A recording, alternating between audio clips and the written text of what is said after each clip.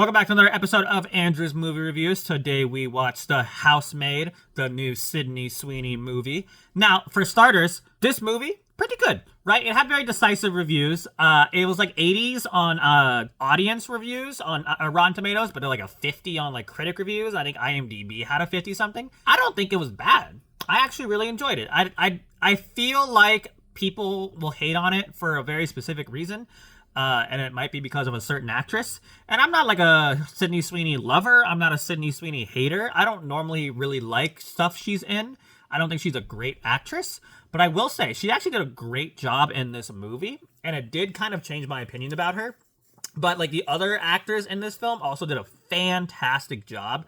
I think the story, I don't think the story was anything crazy, but I think it was well executed. And it gave like super obvious hints, which I guess you might think is a bad thing, but I guess the whole time it just like keeps you, like you always know something's gonna go wrong, but like it does like little things to throw you off, and it kept me engaged the entire time. I was never bored watching the film, which is obviously a great thing for a movie.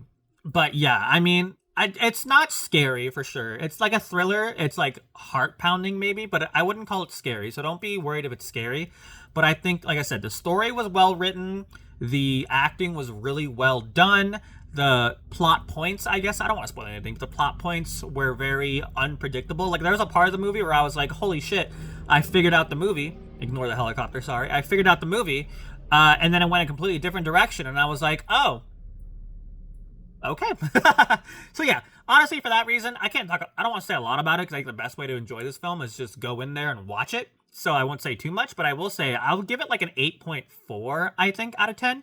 Like it could have been better. The story was a little too predictable. So I don't say predictable, but it gave a little too much. Let's put it that way. But I think it was still solid overall in most every aspect.